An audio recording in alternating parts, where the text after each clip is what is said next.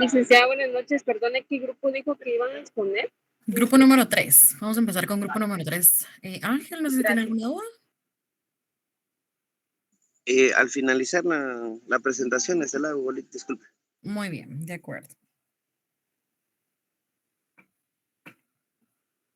Cuando estén listos, pueden comenzar a compartir pantalla, por favor.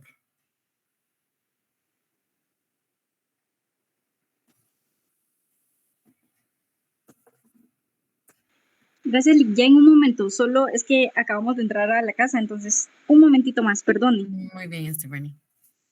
Yo les agradezco muchísimo que se conecten. Yo sé que el tráfico está pesado, sé que algunos todavía pues están saliendo de trabajar, así que les agradezco muchísimo su puntualidad, como siempre se los recalco, ¿verdad? También sé que algunos han tenido complicaciones para llegar a su casa, por lo mismo por las lluvias, ¿verdad? Entonces, de esa cuenta, pues vamos a tener un poquito de paciencia con el grupo número 3 para que esté completo y puedan dar inicio a nuestra actividad. Adelante, Ángel. Lick, disculpe, ya que hay un atraso con el número 3, ve que el día del examen yo realicé el examen, pero se me fue la luz faltando 2 preguntas para contestar y no pude enviar ni nada por el estilo. No sé si hay un problema en el formulario o se envía Mire, automáticamente. no, si usted no le va a enviar, el formulario no lo recibí. Entonces, lo que procede, lamentablemente, es tener que esperar el examen extemporáneo para poder realizárselo nuevamente. Ah, ok, está bien. Sí, eso es algo muy importante que tienen que tomar en cuenta. Por ejemplo, si ustedes en el transcurso del examen se les va o sea, o por la conexión se salen de la sesión, ¿verdad? O bien la página se cierra o cualquier inconveniente que ustedes llegaran a tener, es importante que ustedes tengan presente que si no lo han enviado, ustedes todavía tienen la oportunidad de ingresar nuevamente al examen y completarlo. Pero si ustedes ya lo enviaron, ahí sí y lo enviaron incompleto, pues no puedo hacer nada, ¿verdad? Pero si, como es su caso, Ángel, si el examen se envió y no lo marcó, entonces el sistema no lo reconoce. Ya, sí, porque tomé evidencia, porque allá con otro licenciado le hacía comentario que estoy viviendo en Honduras y aquí hay muchos problemas sociales y uno de ellos es la energía eléctrica. Y Muy el bien. internet que tengo es muy bueno, pero cuando se va la energía eléctrica, señal de internet por el celular o wifi yo no puedo tener. Entonces yo guardé esa evidencia y creo que se la voy a enviar Por a su favor. correo porque temo de que en otro examen y si es en la extemporánea vuelva a tener el mismo problema, pero yo guardé todas las Ujú. evidencias. De acuerdo, envíemelo por correo y yo con mucho gusto voy a darle seguimiento a su caso, Ángel. Gracias, Ali. Feliz Con noche. mucho gusto. Esperamos. Feliz noche. ¿Estaremos listos? Sí, licenciada, estamos listos. Muy bien. Adelante, Ahorita me por voy a favor. permitir compartir pantalla.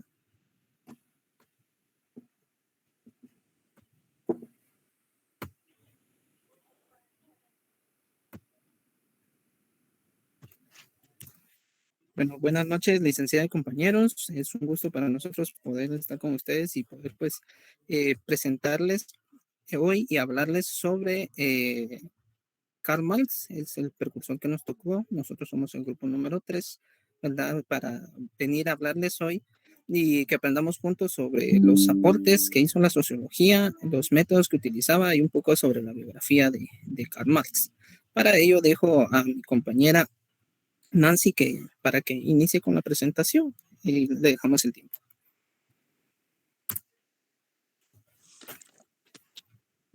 Karl Marx nació el 5 de mayo de 1818 en Treveris, Prusia Occidental, y falleció el 14 de marzo de 1883 en Londres, Reino Unido. Procedía de una familia judía de clase media. Estudió en las universidades de Bonn, Berlín y Jena y se graduó de doctor en filosofía en 1841. En 1843 se casó con Jenny von Westphalen, cuyo padre inició a Marx en el interés por las doctrinas racionalistas de la Revolución Francesa y por los primeros pensadores socialistas, convertido en un demócrata radical. Marx trabajó algún tiempo como profesor y periodista, pero sus ideas políticas lo obligaron a dejar Alemania e instalarse en París en 1843. Por entonces estableció una duradera amistad con Friedrich Engels, que se plasmaría en la estrecha colaboración intelectual y política de ambos. Fue expulsado en Francia en 1845 y se refugió en Bruselas. Tras una breve estancia en Colonia para aportar las tendencias radicales presentes en la Revolución Alemana de 1848, a petición de una liga revolucionaria clandestina formada por emigrantes alemanes, Marx y Engels plasmaron tales ideas en el Manifiesto Comunista. Pasó a llevar una vida más estable en Londres, donde desarrolló desde 1849 la mayor parte de su obra escrita. Marx profundizó en el estudio de la economía política clásica y construyó su propia doctrina económica que plasmó en su obra El Capital. De esa obra solo llegó a publicar el primer volumen en 1867, mientras que los dos restantes los editaría después de su muerte su amigo Engels, poniendo en orden los manuscritos preparados por Marx. Marx fue un incansable activista de la Revolución Obrera tras su militancia en la diminutiva Liga de los Comunistas.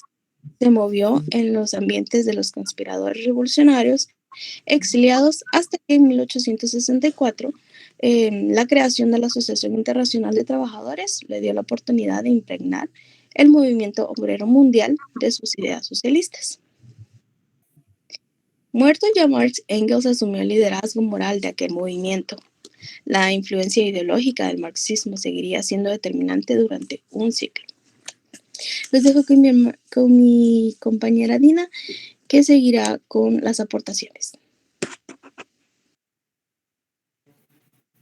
Aportaciones de Karl Marx. Entre sus aportes a la sociología se destaca el concepto de la lucha de clases, donde Marx establece que las personas en sociedad se dividen en clases y observa que la historia de la humanidad es una historia de enfrentamientos entre grupos antagónicos. Su contribución principal al pensamiento sociológico es la perspectiva denominada teoría del conflicto. Marx dejó la teoría que la brecha entre el valor que produce un trabajador y su salario es una forma de trabajo no remunerado, conocido como plusvalía. Siendo un pensador de altura, desarrolló la conocida crítica marxista al capitalismo, la cual se sustenta en que este modo de producción contiene contradicciones inherentes. Esta es la máxima crítica al sistema capitalista, que es considerado por Marx como un creador de fetiches que transforma al individuo en un ser que se encuentra ampliamente alejado de sí mismo. El eje central de su aporte con relación al materialismo histórico se basa en la producción material y en las leyes económicas de la sociedad. Las dejo con mi compañera Dulce. Buenas noches, licenciada, compañeros. El tema que ahorita me toca es sobre las obras más importantes de Karl Marx. En una de ellas está la obra El Capital. Es una obra teórica sobre la economía mercantil y economía capitalista. Su gran valor reside en el análisis de las formas económicas. Su metodología, que parte de las esencias para llegar a las apariencias, nos permite vincular la economía marxista con la economía convencional. Obra inaludible para comprender el capitalismo. Su historia y sus categorías es uno de los hitos de la historia del pensamiento con esta obra esencial. Marx no solo revolucionó el modo de concebir la economía, la filosofía, la historia o la política, sino que escribió una nueva perspectiva en la que analizar la sociedad que al día de hoy no ha sido superada.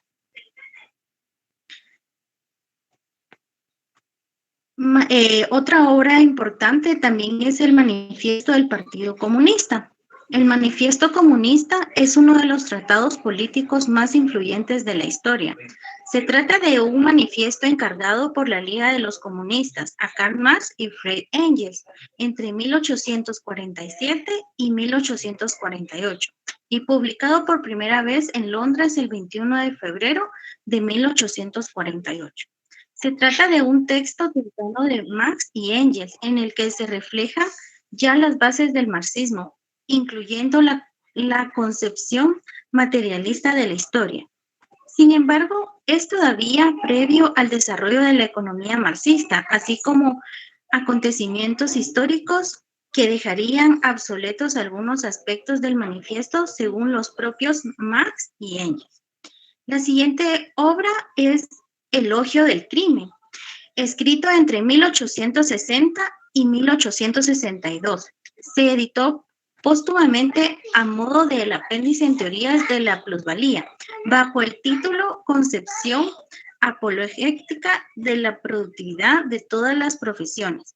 En este texto, Marx trata de explicar de qué forma se relacionan todas las profesiones, ya que las consecuencias de una generan necesidades que deben ser cubiertas por otras. En este caso, habla en específico sobre la delincuencia. El delincuente produce asimismo toda la policía y la administración de justicia penal, jueces, verdugos, jurados, etc. Y a su vez todas estas diferentes ramas de industria que representan otras tantas categorías de la división social del trabajo. Desarrollan diferentes capacidades del espíritu humano, crean nuevas necesidades y nuevos modos de satisfacerlas. Enseguida les paso a mi compañero Sergio.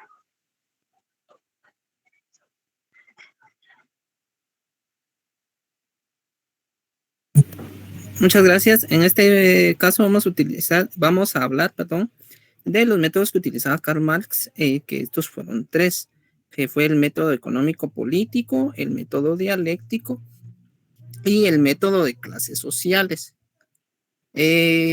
Vamos a profundizar un poquito en los 3 métodos, ya que se entrelazan entre sí, ¿verdad? En el método económico fue entre 1847 y 1848, por encargo de la Organización Obrera Internacional llamada la Liga de los Comunistas. Marx y Engels redactaron el primer programa político de la clase obrera, llamado el Manifiesto del Partido Comunista, en el que analizaban a través de la historia la lucha de clases con gran acogida y difusión en Europa. El principal argumento en el que se basaba el marxismo es que el capitalismo es un sistema económico cuya estructura es errónea y por tanto debe ser reemplazada por otra que abolirá el sistema de propiedad burguesa y el libre mercado de bienes y servicios. Marx propone el empleo de las instituciones del Estado, como por ejemplo el uso de los impuestos para financiar la compra y distribución de los medios de producción a los trabajadores, que al paso del tiempo formará un mercado de competencia perfecta. En el método dialéctico, tras la experiencia positiva, que muy severamente se cuestionaba sobre la firmeza de las narraciones históricas, vino un movimiento que examinó las actualidades sociales desde el punto de vista del entramado económico-político, que asistía en la urgencia de un cambio revolucionario.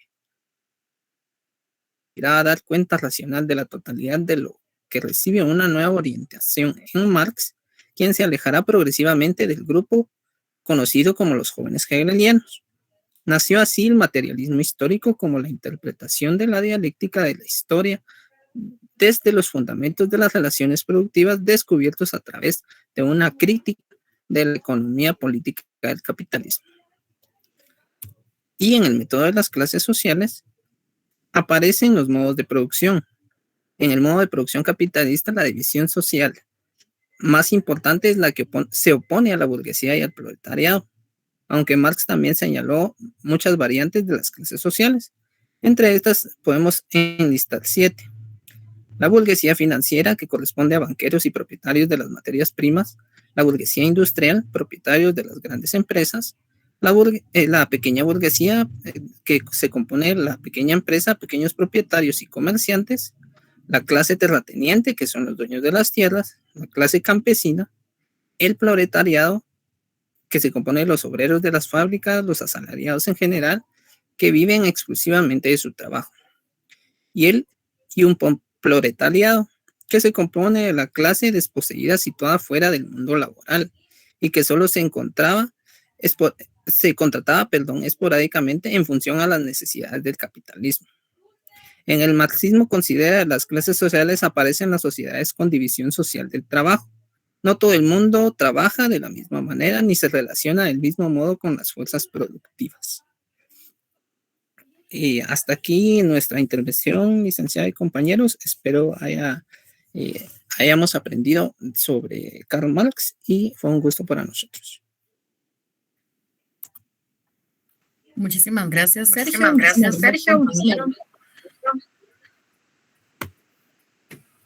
Permítanme un momentito.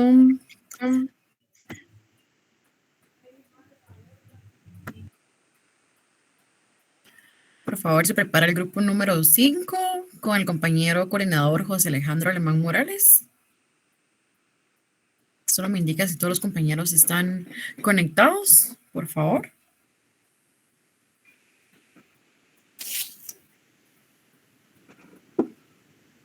Buenas noches.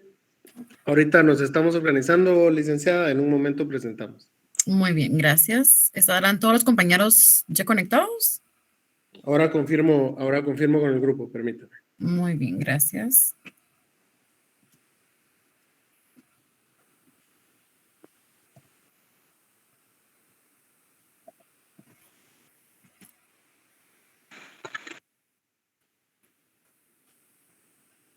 Bueno, entonces voy a compartir pantalla y cuando los compañeros estén listos me notifican, por favor. Solo los compañeros, por favor, encendamos sus cámaras. Integrantes del grupo.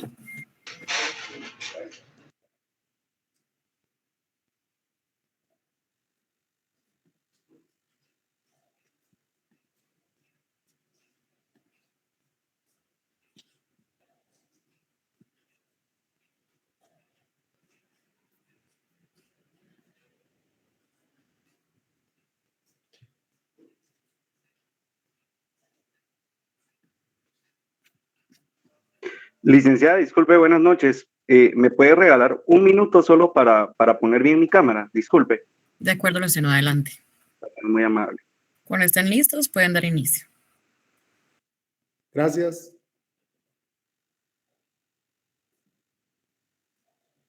Solo pido confirmación. ¿Pueden ver mi pantalla, compañeros?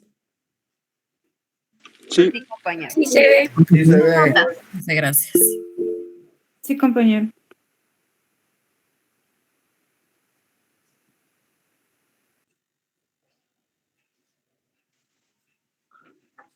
Licenciada, ¿estamos listos? Buenas noches, mi nombre es Luciano Rodríguez. Soy parte del grupo número 5, a quien nos correspondió hablarles sobre el sociólogo Robert King Merton. Este sociólogo nació el 4 de julio de 1910 en Filadelfia, Estados Unidos. Es considerado el padre de la teoría de las funciones manifiestas y latentes. Su labor en la sociología en la ciencia de la sociología es muy importante.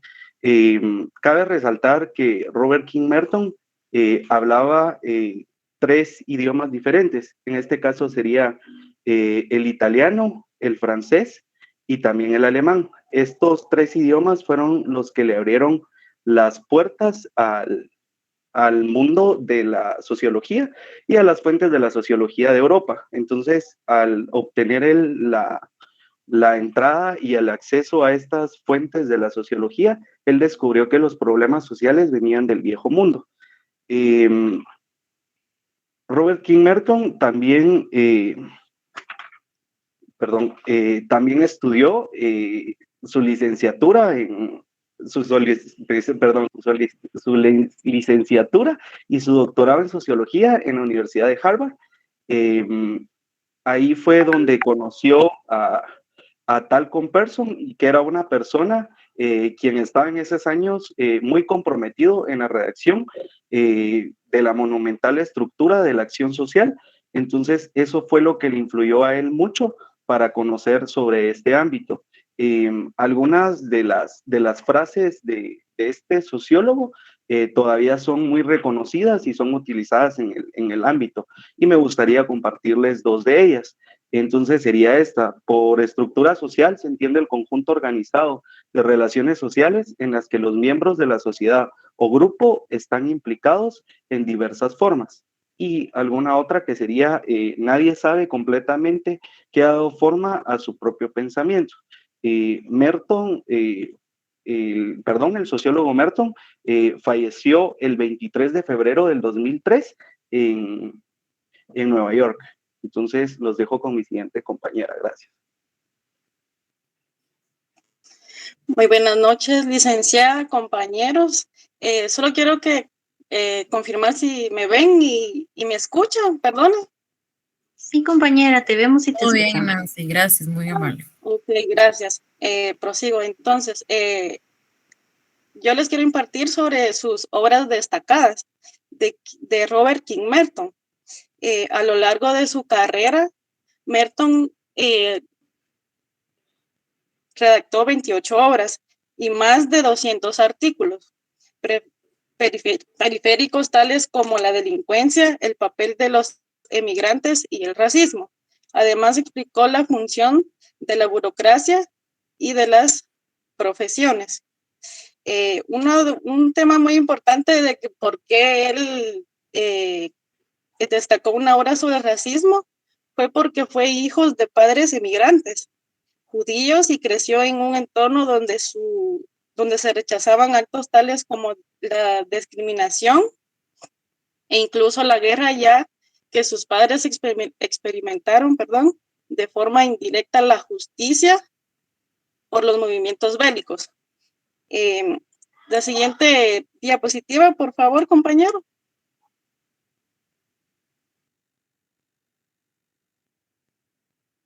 Gracias. La estructura normativa de la ciencia de 1942, publicado originalmente con el título, se los voy a decir en español porque en inglés no me van a entender, Ciencia Tecnológica en su orden democrático, revista de Sociología y Política. En 1942, publicado luego con el título de Ciencia y Estructura Social Democrática en Robert King Merton, Estructura Social y Teoría Social. Siguiente diapositiva, por favor. Sociología de la Ciencia, en 1957. La exploración de las condiciones sociales que facilitan o retrasan la búsqueda de conocimientos científicos han sido el tema principal de una de las labores de Robert King Merton durante 40 años. Esta colección de documentos es un panorama fácilmente de esta investigación sostenida. Hay muy pocos libros en sociología con una beca tan meticulosa y con un estilo tan elegante. Esta colección de documentos es probable que permanezca durante mucho tiempo uno de los libros más importantes de la sociología. La otra diapositiva, por favor.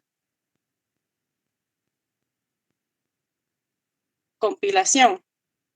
Esta compilación definitiva aplica la amplitud y brillantez de sus obras, desde la más antigua hasta la más reciente. Los escritos funcionales en base a su estructura en el proceso social sobre la sociología de la ciencia y el conocimiento sobre la disciplina y su trayectoria de la sociología misma. Están todas totalmente representados de igual que sus ideas, igual que su autobiografía. Eso fue todo y los dejo con mi siguiente compañero. Gracias.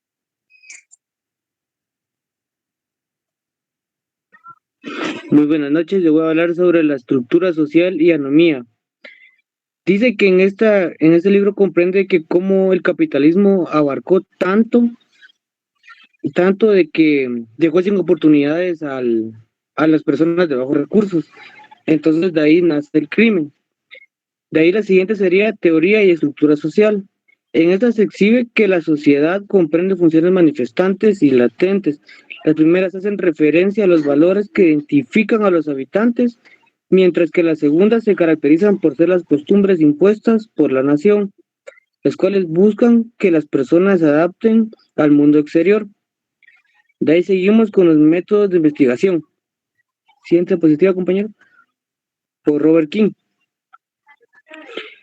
Dice que Robert King fue un estructural funcional seguidor de la etapa de Pearson. Muestra que la teoría funcional está conformada por los métodos, por social y por el objeto, siendo el método social el menos utilizado. Los dejo con mi siguiente compañero.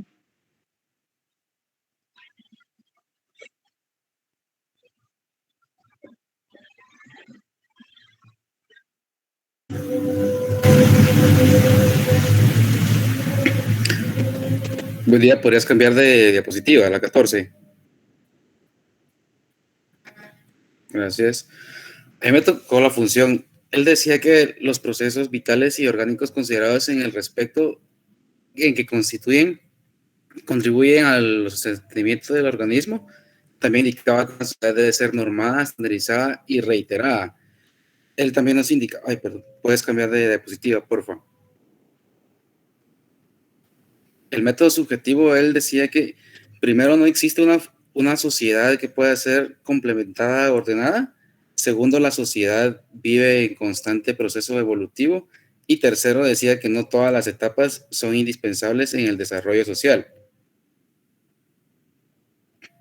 La siguiente, por favor, gracias.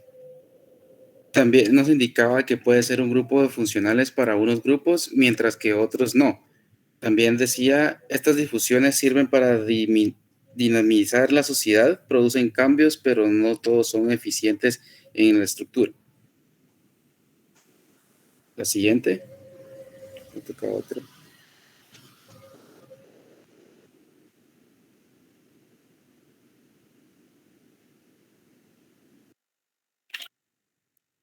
Buenas noches, compañeros. ¿Logran escucharme? Sí, Luz, gracias. Adelante. Bien. Puede cambiar, compañero. Disculpe, muchas gracias. Con respecto a los tipos de funciones de Robert King Merton, existen dos tipos de funciones. Dentro de esta teoría funcional estructuralista, de Merton, esta habla de la posibilidad de una sociedad que permanece en el tiempo, de crecer en base a sus elementos independientes, estos estando siempre pues en equilibrio. Él considera la estructura como un sistema de relaciones realmente estables. Y aquellos subsistemas son pues, denominados funcionales, los que realmente pues ayudan al equilibrio de la sociedad. Y los que no, pues son los que se llaman disfuncionales. Cambie, por favor, muchas gracias. Él fue uno de los fundadores de la escuela estructural funcionalista. Esta teoría se denomina sistemática a la sociedad. A la sociedad se le denomina sistema también. Los elementos que integran este sistema son subsistemas independientes. Cada subsistema pues cumple una función.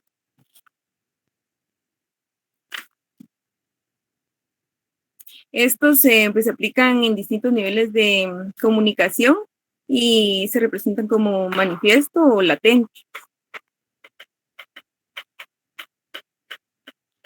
En las funciones latentes, estas son aquellas consecuencias objetivas que contribuyen a la adaptación social o objetivos, ¿verdad? Pero normalmente no son aceptadas o toleradas en la sociedad. Un ejemplo de esto puede ser el proceso de socialización en el colegio, que normalmente, pues, aparte de los conceptos básicos que nos enseñan para comportarnos, la función latente es que también, de todos modos, aprendemos a comportarnos, ¿verdad?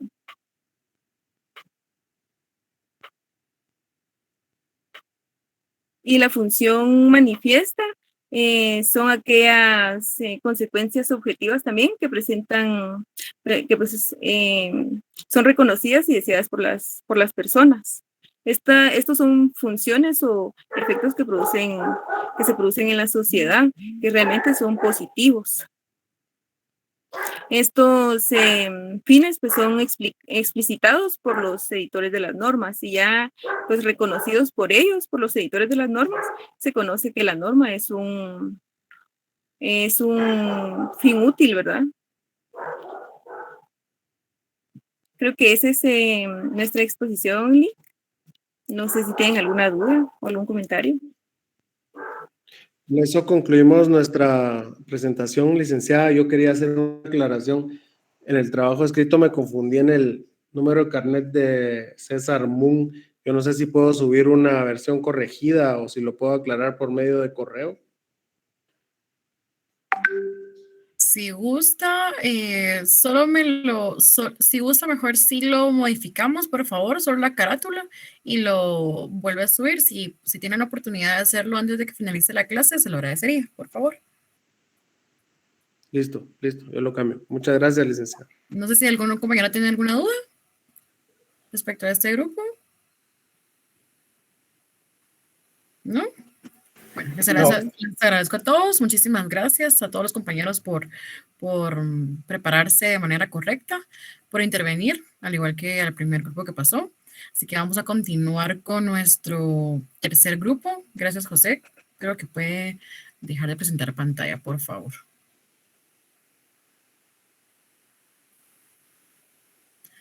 Nuestro tercer grupo sería el grupo número 10, con la compañera coordinadora Darlene Saraí Osorio García, por favor. No sé si estará la compañera y si los demás compañeros me pueden confirmar si están presentes, por favor, para poder dar inicio. Buenas noches, licenciada. Sí, ahorita va a presentar una compañera. Muy bien, Darlene. Solo los compañeros que son parte del grupo, por favor, siempre tengamos presente que tenemos que tener encendidas nuestras cámaras. Y no sé, Darlene, si me puede confirmar si todos los compañeros están presentes.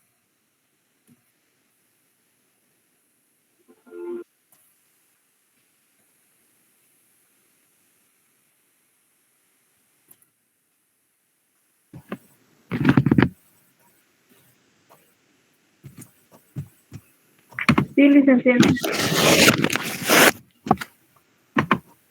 Muy bien. Cuando estén listos, pueden empezar a presentar, por favor. Muy bien, licenciada. Buenas noches. A mí me toca compartir la pantalla ahorita. Gracias, Johanna.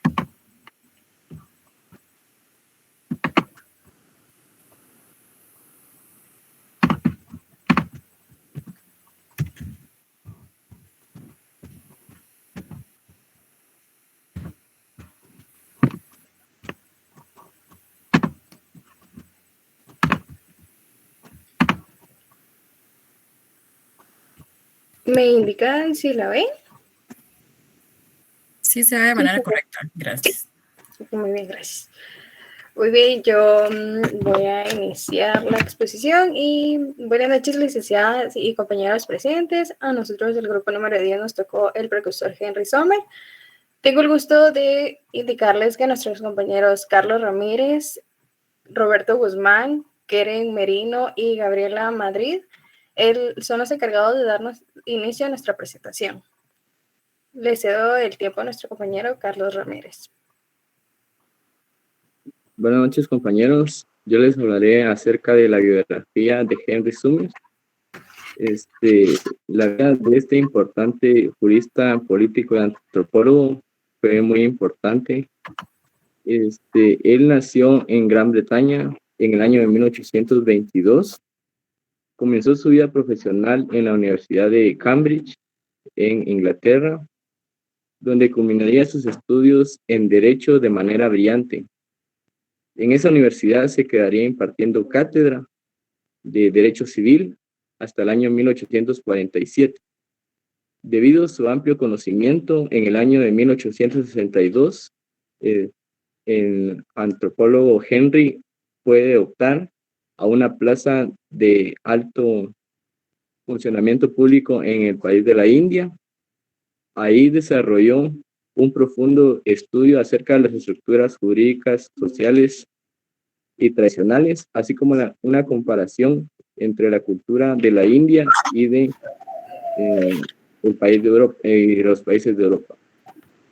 Tiempo después decide retomar a su país, Gran Bretaña, donde volvería a impartir cátedra, solo que ahora en las más prestigiosas universidades del país, así como fue la Universidad de Oxford y en Londres. Fue considerado como el más brillante y el auténtico fundador de la sociología y de la antropología, del derecho, siendo el más dotado y el más importante. Maine defendió que en las sociedades primitivas la identificación entre estructura social, de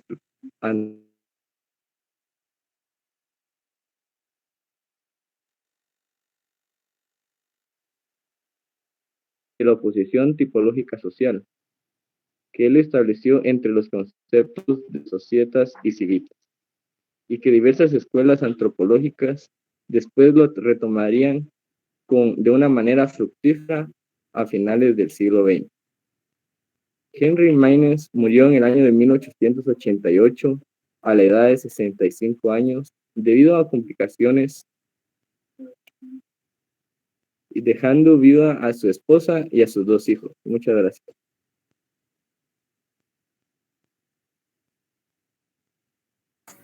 Buenas noches, licenciada. Buenas noches, compañeros. Yo les voy a exponer sobre los aportes a la sociología. Importantísimo exponente de la antropología, pese a que desde el comienzo del siglo XX cayó la mayor parte de la antropología británica del siglo XIX, marcado por el pensamiento evolucionista. Es un notable científico de su época y uno de los fundadores del método comparativo. Formuló diversos conceptos y teorías que ejercieron una influencia muy notable en su época y escuelas antropológicas posteriores. Pese a que en comienzos del siglo XX cayó la mayor parte de la antropología evolucionista.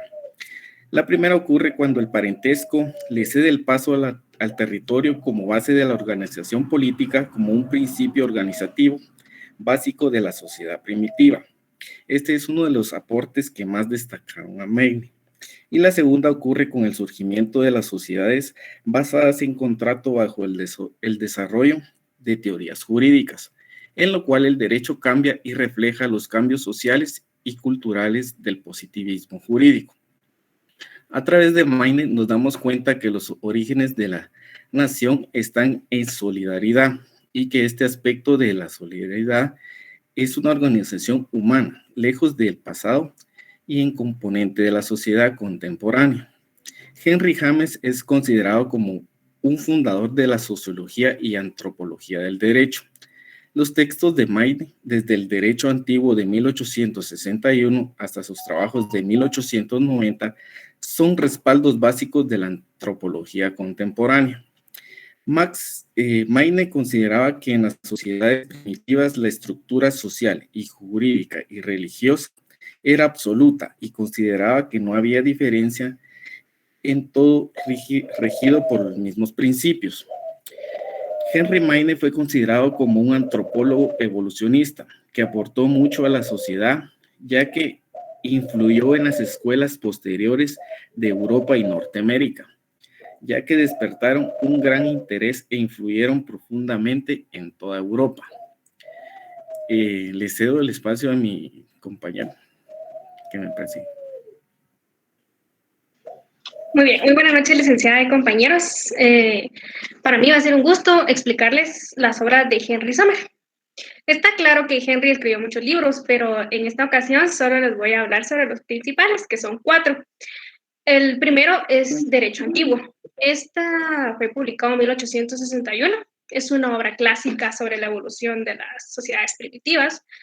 Se basó en sus conocimientos de derecho romano, de sistemas legales y metodología histórica.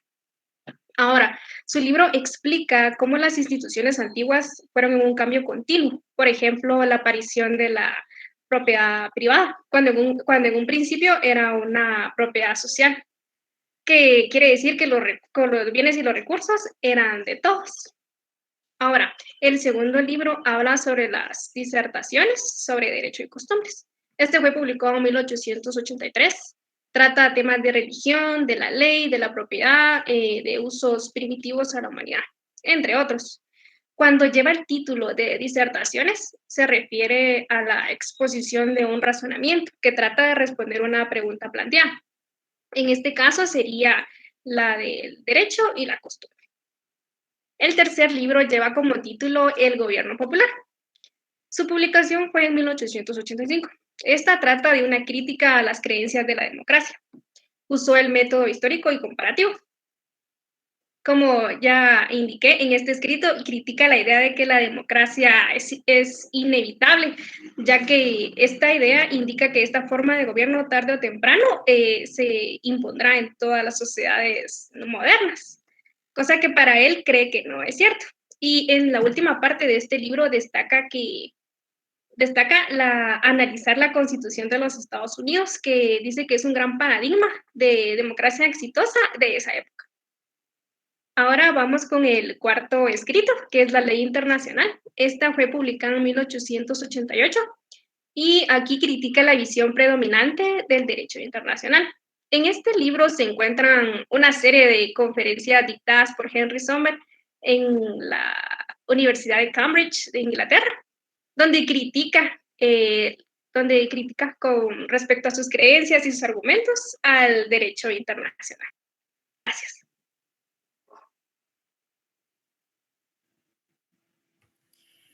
Gracias. Y bueno, para continuar, quiero hacer como un resumen, quiero hacer una síntesis de qué es lo que acaban de exponer mis demás compañeros.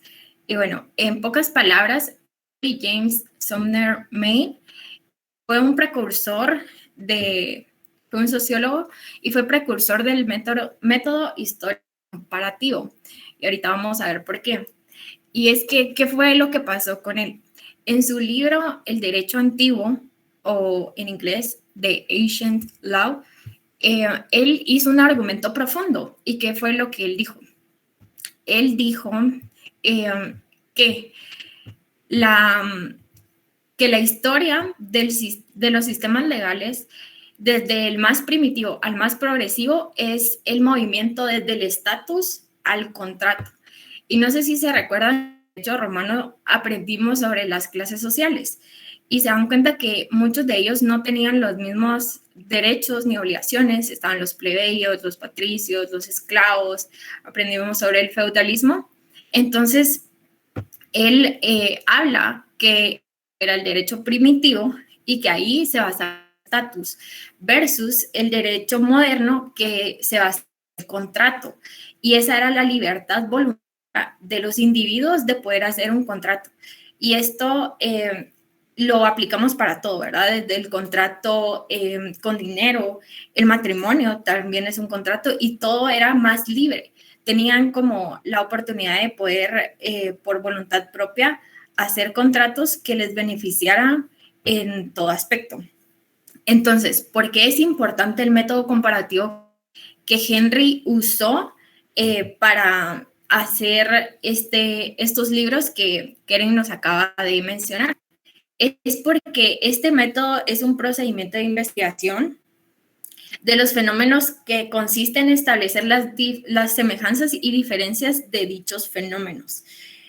También nos ayuda a analizar efectos, situaciones o circunstancias de la historia, y estos a su vez ser comparados con la realidad actual. Es lo que les decía, ¿verdad? Por eso hizo este profundo análisis con respecto al derecho antiguo y al derecho moderno. Entonces, ¿cómo podemos aplicar este método histórico comparativo? Tal vez ya tienen una idea por el nombre del método, que es histórico y también que es comparativo, y hay 5 directrices que les puedo mencionar. Una de ellas es la heurística, y se preguntará, ¿qué es heurística? Significa hallar, descubrir, y con esto podemos encontrar datos, ¿verdad? Y él se basó encontrando datos porque, como bien vimos, él viajó a la India, fue un funcionario, y ahí se dedicó a profundizar la estructura jurídica, política, social y cultural. Entonces, cuando él hizo la comparación entre la India y de donde él venía, entonces ya él pudo analizar qué era mejor, ¿verdad? Y ahí, en la India, él estaba intentando también ayudar a establecer el contrato matrimonial y hacer varias cosas.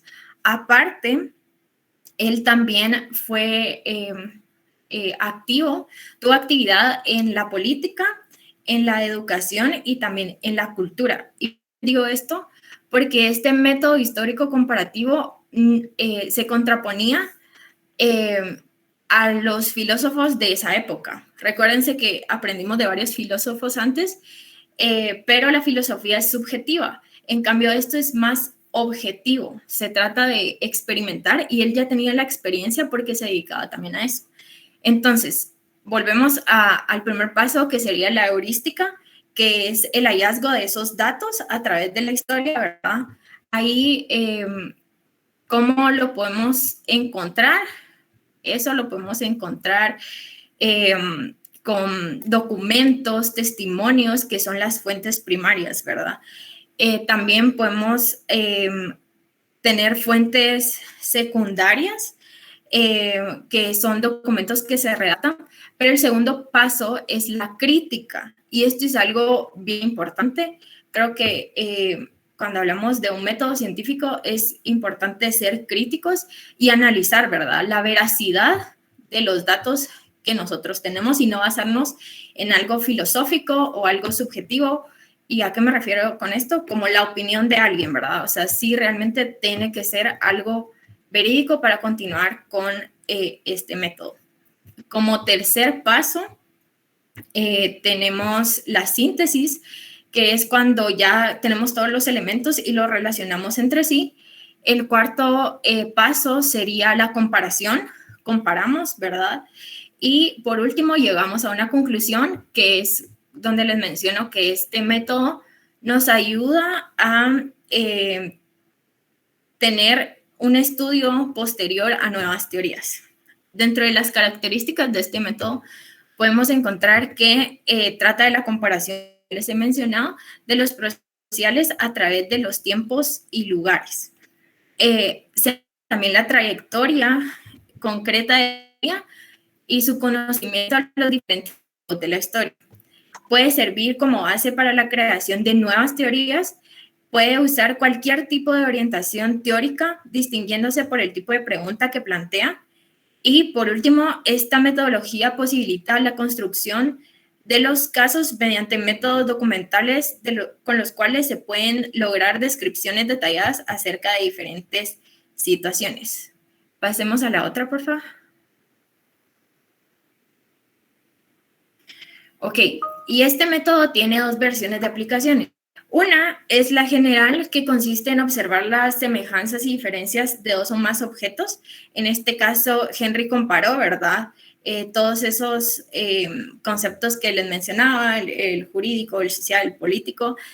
Y el segundo es una acepción, la más reducida, que se considera a la comparación como un procedimiento sistemático ordenado para examinar relaciones, semejanzas y diferencias entre dos o más objetos o fenómenos con la intención de extraer determinadas conclusiones. Continuemos.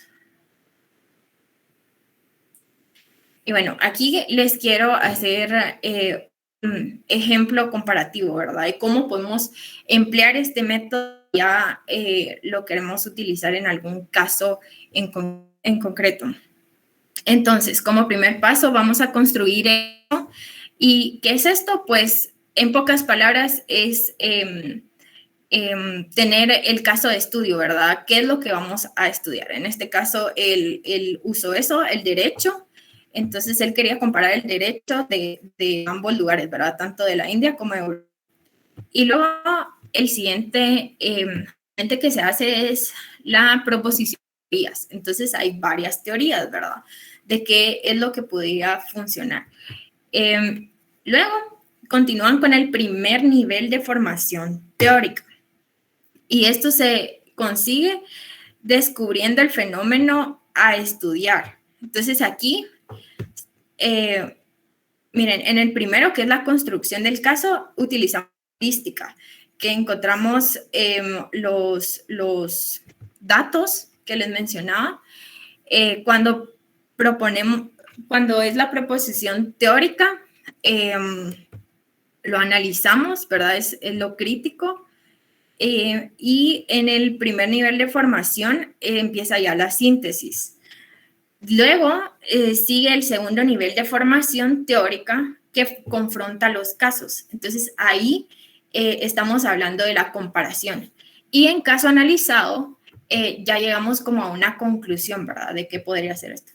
Y en resumen, este método histórico comparativo nos sirve para mejorar, ¿verdad? No solo para quedarnos ahí. Como él decía, él quería encontrar veracidad en las cosas y no quedarse como en la falsedad. Es que si investigan más, él se contrapone a varios filósofos porque realmente él quería basarse en algo verídico para que pudiera funcionar. Y es así como él llega a esta conclusión, ¿verdad? De que antes el derecho se basaba en ese estatus, pero el derecho moderno quería a individuos más libres. Y es uno de los precursores, como les mencionaba, de este método. Y me pareció súper interesante este tema, pero si tienen alguna duda, pueden hacerla desde ya. Y si no, pues agradecemos su tiempo y su atención. Bueno, muchísimas gracias, compañeros. A los compañeros que tuvieron la oportunidad de exponer, les agradezco muchísimo. Con ello vamos a dar por concluidas las exposiciones de hoy por cuestión de tiempo, pero les quería agradecer tanto al grupo número 3, 5 y 10 por haber sido ahí que los primeros, ¿verdad? Y también por la manera en cómo se prepararon. Se nota que sí que sí saben manejar el tema, que sí lo entienden y que sí lo pueden compartir con sus compañeros, ¿verdad? Ever, ¿tiene alguna duda? ¿O se le marcó la mano, perdone? Perdón, licenciada, se me marcó. Muy bien. Solo denme un segundito, por favor. Les voy a compartir el enlace de nuestra asistencia. Pero permítanme un momentito.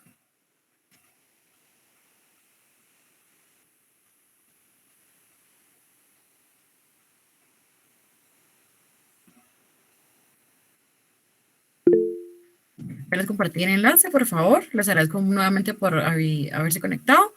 Conforme lo vayan llenando, se pueden ir desconectando. Nos vemos el viernes, primero Dios, para poder continuar con nuestras exposiciones. Feliz noche, que descanse. Buenas noches, licenciada. Feliz noche. Licenciada, buenas noches. Sí, adelante, José Alfredo. Buenas noches. Muchas gracias. Es que fíjese que el día que distribuyó los grupos, yo no me conecté porque tenía tenía examen de inglés. Entonces, no me pude conectar. Mi consulta es, ¿será que usted me puede integrar a algún grupo o por si vamos a seguir trabajando para no perder más puntos, ¿verdad? Porque estos puntos me dejó claro que ya se habían asignado los grupos, ¿verdad? Entonces quería ver la posibilidad de si usted me podría asignar a un grupo. Sí, le comento que no lo puedo asignar a ningún grupo porque ya los grupos ya trabajaron, ya entregaron su trabajo. Por eso es la importancia de si ustedes van a tener alguna imposibilidad de poder conectarse, que me lo puedan hacer antes de la clase para evitar esos inconvenientes. Pero de momento no puedo apoyarlo con poder agregarlo a ningún grupo, José Alfredo. Muy bien, pero ¿si va a seguir trabajando con estos grupos o sí, vamos a seguir trayendo trabajos en grupo? Los trabajos en grupo únicamente van a ser, esta actividad va a ser en grupo. ¿Solo esta actividad? Correcto. Va. Entonces, todo está bien, licenciado. Muchas gracias. Feliz noche. De acuerdo, está bien. Adelante, no sé quién tiene la mano levantada. Era yo, licenciada. Buenas noches. Es que solo era para consultarle de igual forma que si se iban a seguir utilizando los mismos grupos y si no se iban a rehacer. Pero ya usted lo dejó claro que solo es para esta actividad, así que gracias, licenciada, feliz noche. Está bien, feliz noche, que descansen a todos. Feliz noche, licenciada, gracias. Feliz noche. Feliz noche, licenciada. Hasta luego.